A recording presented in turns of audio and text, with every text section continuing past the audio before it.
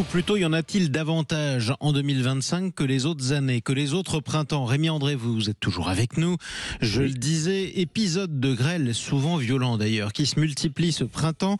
Épisodes orageux, parfois mortels malheureusement, comme dans la nuit de ce vendredi à ce samedi. Est-ce que le printemps 2025 est plus orageux que d'habitude ? Alors on peut dire que oui, même s'il y a eu des printemps très orageux. Le mois de mai est souvent propice aux orages, car c'est dans ce secteur au printemps que les masses d'air se percutent. C'est-à-dire que c'est le début des vagues de chaleur qui remontent un petit peu depuis le sud, mais on a toujours de l'air humide et frais qui arrive par l'ouest, généralement dans la circulation océanique. C'est donc le printemps, une période à laquelle nous avons généralement donc ces conflits de masses d'air entre ces masses d'air chaudes qui viennent du sud et ces masses d'air plus fraîches qui viennent de l'ouest. Donc ça, c'est pour ce qui est classique. Et maintenant, qu'est-ce qui change de l'ordinaire? Est-ce que c'est la fréquence des épisodes orageux? Est-ce que c'est la taille des grêlons?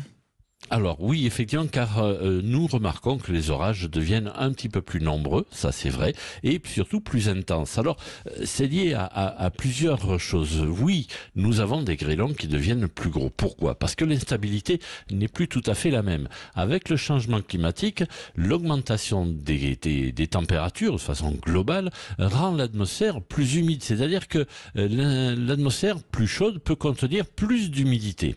Et donc lorsque nous avons des averses et des orages, étant donné qu'il y a plus d'humidité, cela nous donne une énergie plus importante. D'une part parce que les nuages montent plus haut en altitude, et ce qui fait que les courants qu'il y a à l'intérieur, sont plus forts et montent plus haut. Ça donne des turbulences tout simplement quand on est dans l'avion dedans. Donc c'est un petit peu plus fréquent, un petit peu plus fort, et nous ça se voit de manière un peu plus spectaculaire. C'est-à-dire que maintenant, on le voit, les assurances en savent quelque chose. Nous avons des grêlons de taille plus forte. Pourquoi? Il y a un phénomène qui peut augmenter en fait la taille des grêlons dont on parle peu en général, c'est cette fameuse chaleur latente. C'est-à-dire que quand l'eau change d'état, elle émet ou elle prend de la chaleur. Lorsque l'eau se transforme en glace dans un nuage, elle va émettre un petit peu de chaleur. Mais vous avez des milliards et des milliards de gouttelettes d'eau dans un nuage. Cela peut donner une chaleur, ça peut libérer de la chaleur. Et quand on libère de la chaleur, ça augmente ces fameux courants ascendants et descendants. Ce qui fait que votre gouttelette d'eau qui se transforme en glace, elle peut monter plus haut. Elle va rencontrer d'autres gouttelettes de glace maintenant et qui vont s'accumuler les unes aux autres. Et il va y avoir plusieurs allers-retours dans le nuage en remontant, redescendant. Et ce qui fait que nos grêlons sont de plus en plus gros. Il est quand même étonnant de voir de plus en plus d'orages avec des grêlons qui peuvent atteindre la taille d'une balle de golf. C'était d'ailleurs le cas dans l'Orne il y a 2 jours, où là, nous avons eu des grêlons qui ont pu atteindre localement les 4 à 5 cm.